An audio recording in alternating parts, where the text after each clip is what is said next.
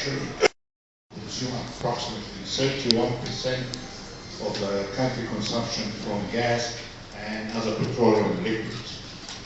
Out of the gas, 75% of the gas which consumed within the industrial sector is consumed to high intensive industries, which is fertilizer, cement, and iron mainly. This is the highest percentage of the consumption. Other industries, or the general classical industries, the average consumption of their energy, it represents about 3 to 9% out of the total cost to produce or to manufacture any commodity. But in the other industries like the fertilizer, the gas considered it is not energy only, it's a raw material, so it represents more than 65% from the total cost of producing the commodity. So it's a mixed picture in the industry, among the different industries. Well, thank you very much. These are all very relevant questions. Of course, I feel very shy to be on the same podium with these great experts of energy and electricity and so on.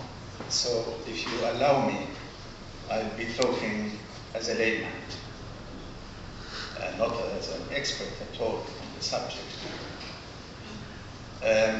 Your questions, you are really groping for a bigger question. Are we running an efficient subsidy system? And then comes your second question, do we really have an energy policy? That's how I read your very relevant questions. On the first, the subsidies, contrary to what many people believe, have started in the Second World War, during the Second World War in Egypt. But they were at a very modest level. And then they have increased, as we all know the story. They have gone up. And at the present moment, why do we complain about subsidies? We complain about subsidies for two reasons. One, they consume something like 27.3% of the budget expenditure for this budget coming year. If no reform is done, if we continue at the same, it will be about 27, 28%. Without any reform, they will go up to 30% for obvious reasons, which is explained by the colleagues. So it is untenable situation when you look at it from the point of view of a Minister of Finance. It's a nightmare. As a Minister of Finance, I used to say I'm only a quarter minister. Because if you look at the budget, you have one quarter that goes to subsidies, one to wages, one to debt service. So I'm left with one quarter for roads and schools. So what's the justice in that? Forget justice. What's the rationality of that?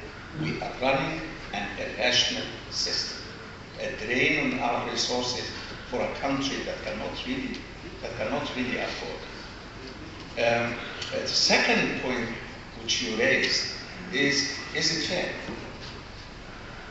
The statistics show, and I'm sure you know this better than I do, that the subsidies, especially fuel subsidies, benefit distribution.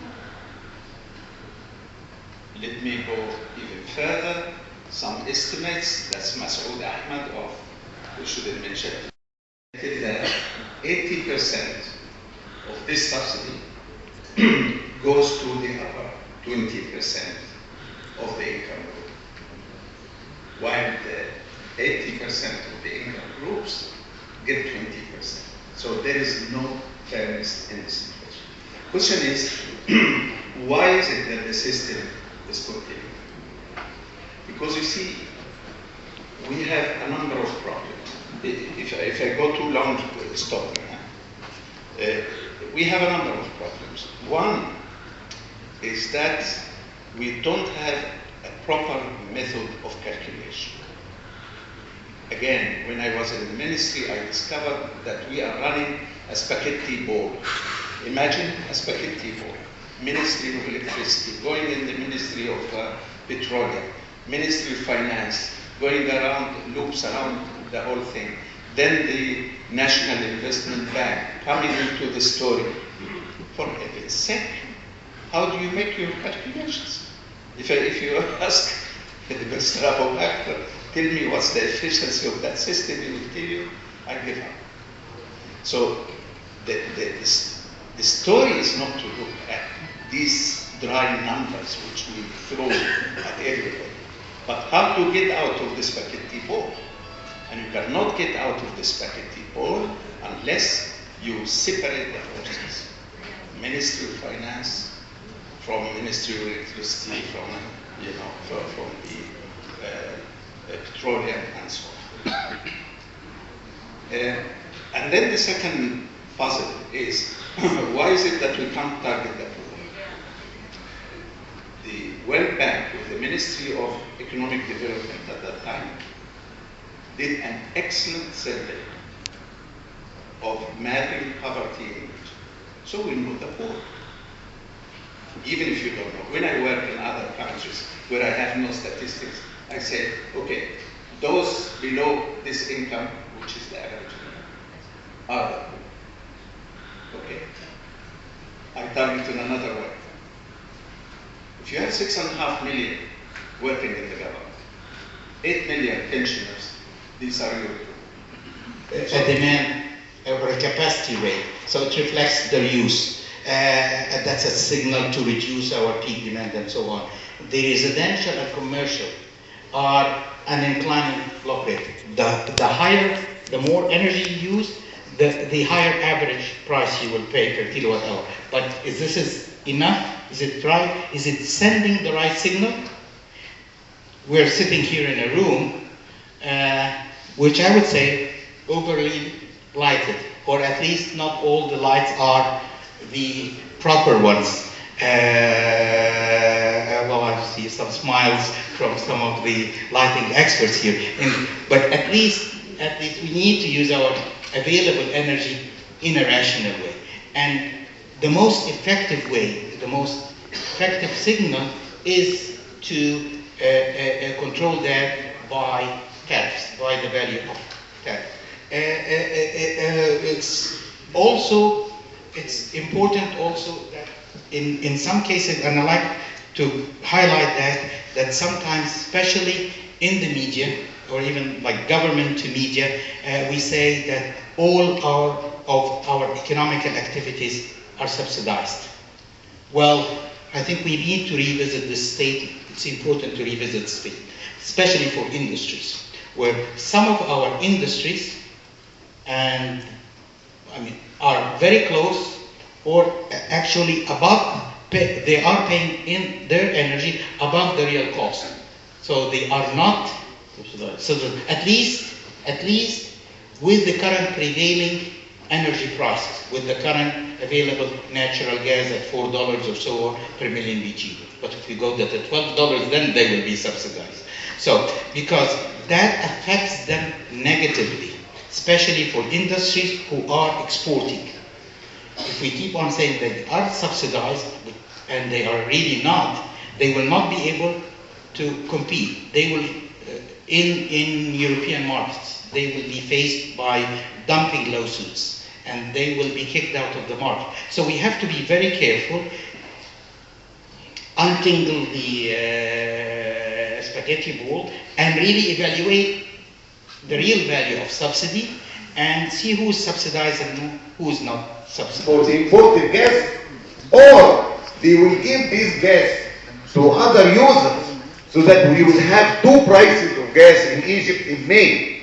Some user is using gas at 12, and the other user adjacent to him using gas at 4. Very strange. Very, very strange. We must have a vision before we decide to import the gas at 12 to see what we are going to do with the present prices of gas. Thank you. This is the first one. Doctor, two questions. Can we answer them because to allow other people to... Fuel oil at price of 1,500. We import fuel oil at $800. This means 5,000 per ton. So that the government import fuel oil, it is not producing, import fuel oil at 5,000, giving it to the cement industry at 1,500. Very unfair, very big subsidy to the industry. Thank you. We already produce fuel oil in Egypt, which is due to, we were supposed to export it and not to import it. I'm sure of what I'm saying. Anyway, this is not, coming back to the imported gas, okay? The problem today, it is not the price. The problem today is the availability. We are getting in a catastrophe in Egypt this year. We have a great shortage.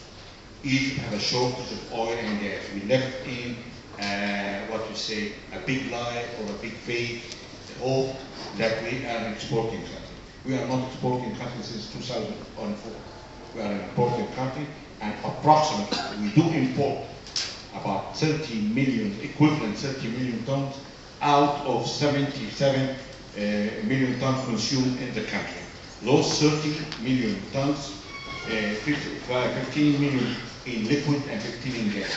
The 15 in liquid we import, we buy our partner in our concession, the crude, we import Kuwaiti crude, and we import other products, gasoline and gas oil and LPG.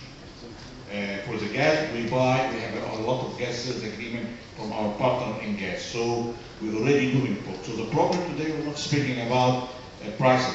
If we're going to speak about prices, this country is going to start in next summer. We have to be serious and to face the problem. Doctor, this is not an answer. The answer, the fact is that there is already, Excuse me. there is a plan. The other solution, it's cancelled. In May, there is It's cancelled. It's cancelled. For energy is to import gas. This is number one. Number two, we are working with the Ministry of Industry to form out the raise of the prices in a way reasonable, because we cannot raise the price to the international price in one shot. We have to go gradually in 3 to 4 stages. You don't like the answer, give me an answer. The answer, doctor, the answer. And the rest is at $12. So the government will secure for the first year, to supply 75% of your gas for a factory, intensive fertilizer and cement and iron. The next year securing 50%, the third year securing 25%. In this case, from the savings the government is going to make it, they will put a procedure for subsidizing the industry for the export and not subsidizing the commodity itself. The philosophy of subsidizing the commodity is not going to be workable in the next decades. You have to subsidize sector by sector according to its situation. If you want to subsidize people, you have to subsidize the poor people. And the poor people in Egypt are well identified by the smart card of national card. And they already have dictated 12 million family in Egypt need to be subsidized. There is no other solution. You have to raise the subsidy gradually, and you go to subsidize either industrial industries or the poor people. Group is the rest of industry. Third group is the export, where it was expected at the time most of the contracts for export will be ended by 2027. Fourth, which is third from the bottom, is the electricity sector. And then labor-intensive industries, and finally the residential and transport sector. So already the sector has been ranking. And basically, they will going to be liberalizing for the gas market, and they will sold directly to the consumer at that price. By the way, energy-intensive industry could pay for their international. I couldn't, for example, believe that steel in Turkey, which has the highest energy price in the world, come to Egypt at a lower price than still in Egypt. So this is, I couldn't accept it. So this is the case. Actually, Turkey has the highest energy prices in the world. They import all their gas. They don't have gas at all. And they imported the gas. But still, they export steel to Egypt at a lower price than what we produce it here in Egypt, without transportation export. So already the strategy is there. Already how it's being managed is there. So I really, it looks to me strange that how we look for the question which already has been answered, and the answer already has adopted by the Supreme Council. Thank you, Dr. Just an idea. First, I was just going to give an example about the fairness of the subsidy, as His Excellency mentioned. When we talk about gasoline, actually we have 18 million families in Egypt. 2 million families in Egypt who has car ownership, one car or more. 16 million families in Egypt, they don't have a car. Who consumes the gasoline? Who gets the subsidy? Just I pose the question. So let's manage how it is fair. 16 million, which are the most needy. The 16 million, at least, with different rate. So why subsidy? Lobbies. Just another example. When we do a rotating blackout for energy, because there is a shortage of supply of energy, where is the blackout is being exercised? Outside Cairo. When we touch Cairo, it's become a big problem. Now they touch in Cairo because it's a necessity, because the shortage is too much than being managed not to exclude Cairo, because it represents around 40% of the demand. So I just pose these two questions to show how subsidy is being fairly distributed in the country. Because there is a lobby, there is a pressure groups, and there is people who could mobilize public opinion. So this is very much important to be considered why subsidy. And this is why the government should be away from pricing, the government setting rules and policies. But they don't price. Price should be liberalized, and if the government decided to subsidize a sector of economy, they should subsidize from a different approach, not through an electricity wiring system or a gas pipeline. So this is the approach. Last summer, the government said that after the shortage of electricity, said that we should wear cotton clothes and gather in one room. We are using too much air conditioners. So I'm curious what's going to happen next summer. No air conditioning. All electricity company already bankrupt. According to the corporate law, which is 159, it says that if a company lost 50% of its asset, its investment, should become bankrupt. They already lost more than 50%. But the government holds the company not to become bankrupt to provide the service. So this is the reason for the shortage. There is no enough or available investment to invest for the increase in the demand which is going on. For next summer, the shortage last year was 3,000 megawatt.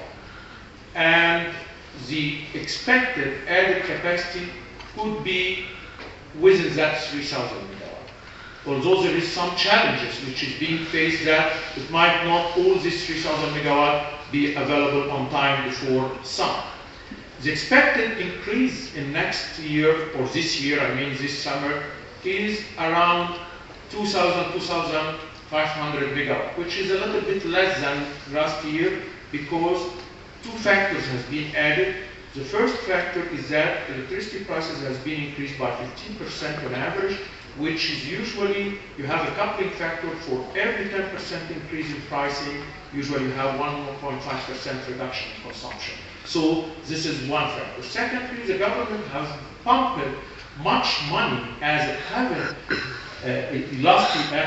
last year. So most of the money which has been pumped in wages increases has been went into consumption. And this is what was clearly reflected in the residential consumption. Actually, no country in the world, the economy is going down and consumption is going higher. except there is some explanation. So this is primarily with people. And this year might not the same pumping of same amount of money. So it's expected that the raise by this year is around 2,500, maybe a little bit less. So we have at least a gap, 2,500, which is a gap. If there is a delay, it might reach back again to 3,000, not considering availability of fuel, not considering maybe unexpected breakdown of some of the I plants. got a subsidy from the government to build my renewable energy plant and know that the government in turn will sell it at subsidized price. This is a signal that this might not be a sustainable market, because at a certain time might be the government stop subsidizing these prices, and then I might have a problem in selling my electricity. So this is very much important. Secondly, there should be a clear framework for investment, channeling the role of the government to define the rule, how this will be channeled.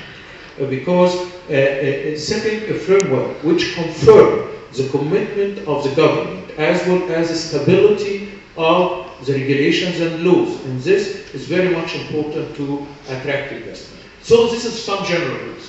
Going to the renewable energy in specific, it's believed that a kind of innovative mechanism, like, for example, third-party access, which already now some suppliers has been considered, third-party access, when it's being allowed to sell, which means that somebody generate and sell directly to consumer, and then giving some incentive to this consumer when they use green energy. Some mechanism like guarantee of origin mechanism which could help.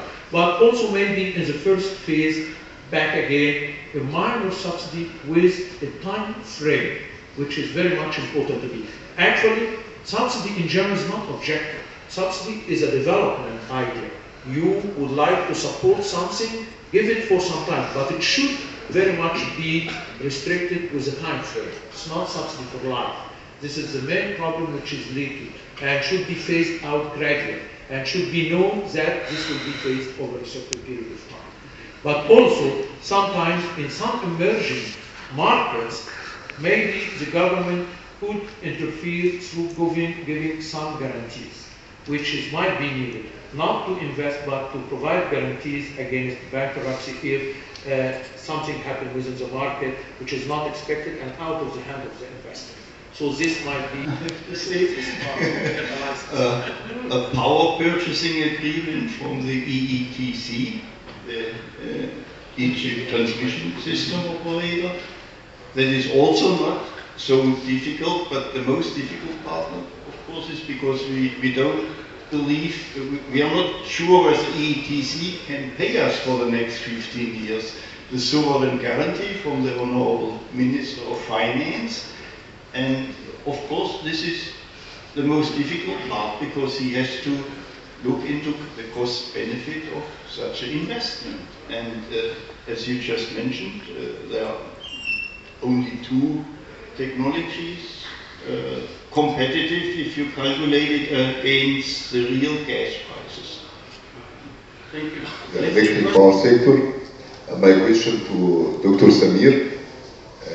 My question is, what's the obstacle you face during your ministry period to dismiss the spaghetti ball, to clear out the prices for the end users? And I have a suggestion for Dr. Salmawy. Some years ago, we had some shortage in electricity in Kuwait, and to make the people know the problem, there wasn't a normal TV in most of the TVs. There is a gauge they used to tell all the end users that we are in a dangerous situation. Please discount your electricity consumption. Could we do something like that? Thank you. Some instruction to customer to what to do. It's not just please do something. You need to guide him what to do. For example, just shut down your washing machine for 4 hours, your dishwasher, your iron, your vacuum cleaner, your cattle, tea kettle, disconnect your water heater, electric water heater if you have one. So this is some instruction, because this is all of these type of loads could be easily managed not to be used during the peak time. Also, some instruction, whatever you could reduce from lights or any other appliances like TV or air conditioning. But this is a volunteer approach. There is other measures which is very much needed. First, time of use tariff, which is need to be much more strengthened for the energy intensive industry. Back again, energy intensive industry. Actually, they might not be the main contributor to the peak demand, but they make a benefit out actually, and they represent substantial load. Actually, we have just 50% of the peak compared to off-peak pricing, which is really not cross the threshold which makes them or force them to shift loads from one time to another. Another measure, which is really irrigation. Actually, most of the water pumping start by sunset and continue till the next day, overnight. They usually do irrigation. Actually, this is around 400 megawatt, which is being used for water irrigation. As Dr. Sobki mentioned, lighting. Either public lighting for street lighting, where a project is taking place so far, as well as residential lighting. Up till now, many residential households still using incandescent lamp, normal lamps, which is very inefficient approach. The program needs, and already some work is going on, at least for street lighting, for doing such kind of measure.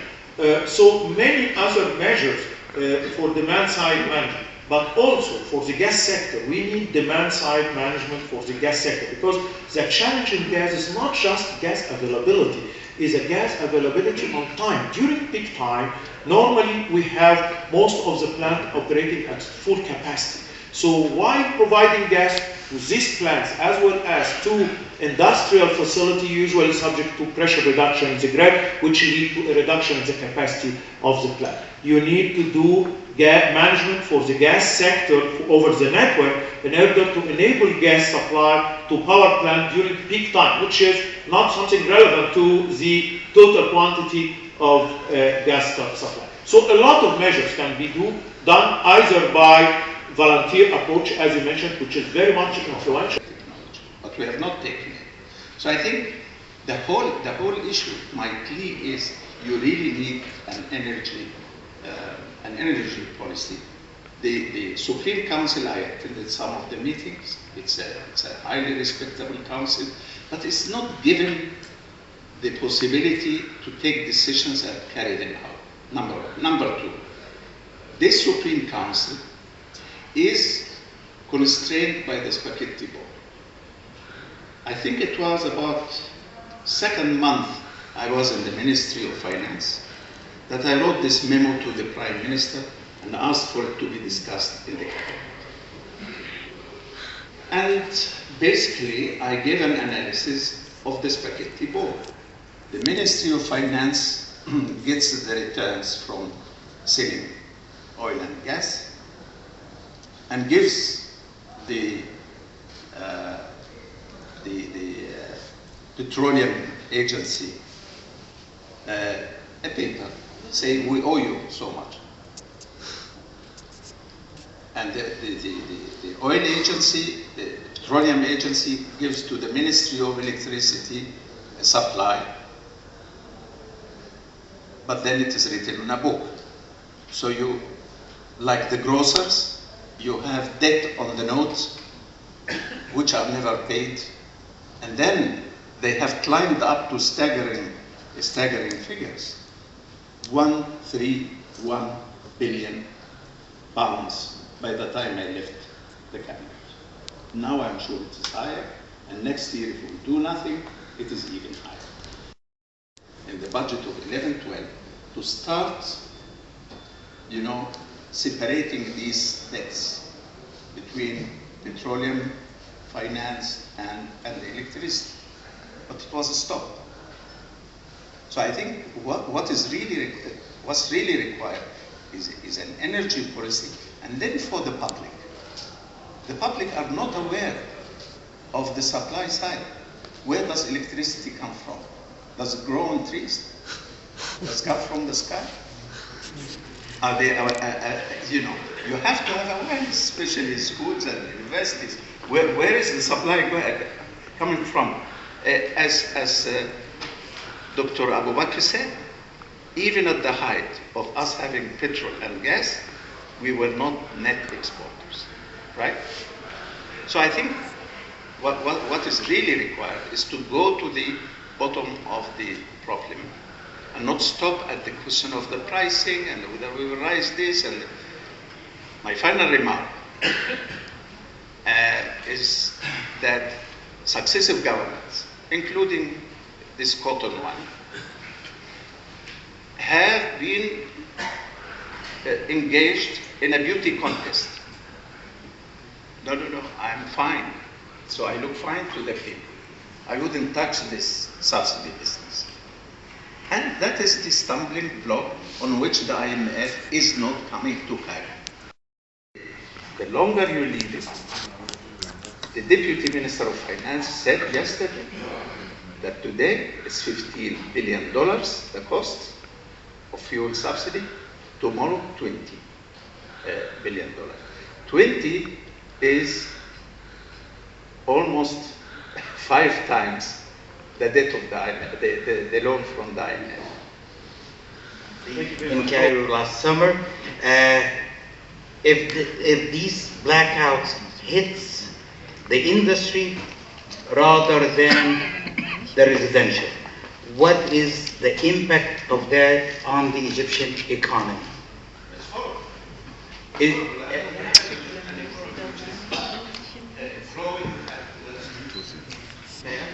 You have an Egyptian economy which is growing at 1.9%, which is just slightly above the population growth.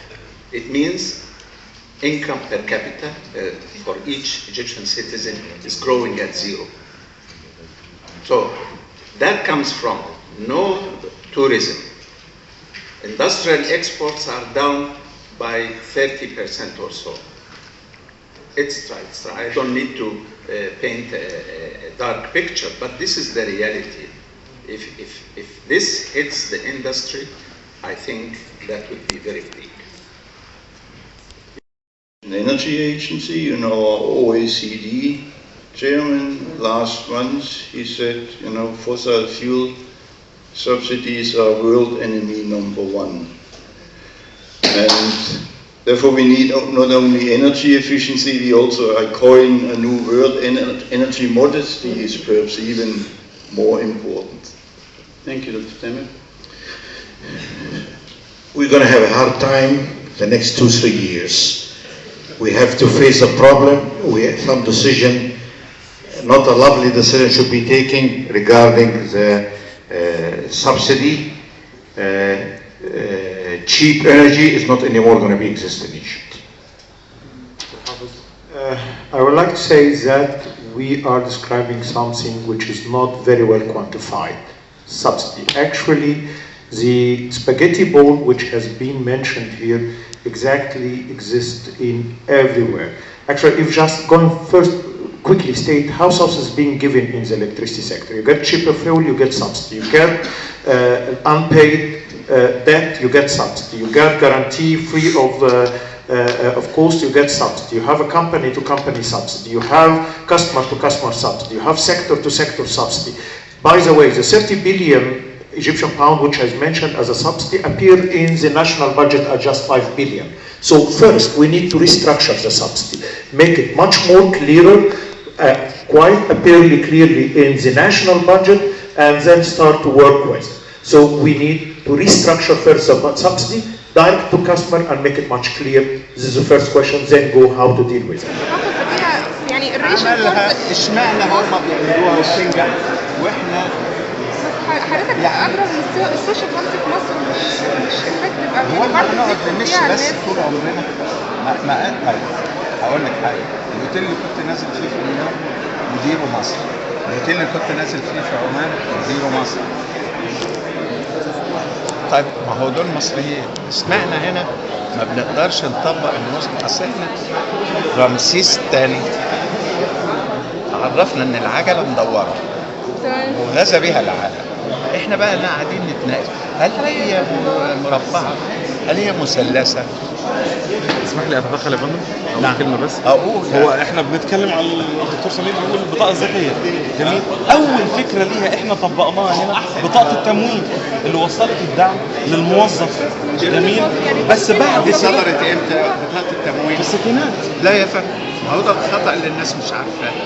بطاقه التموين صدرت في مصر سنه 1944 ايام جلاله الملك فاروق الله يرحمه.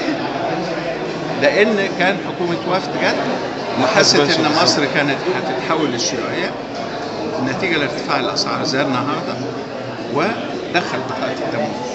فهي نفس الفكره في البطاقه الذكيه، ووقتها كان نسبه الجهل والاميه اكثر من 85%. في ريتش بيبول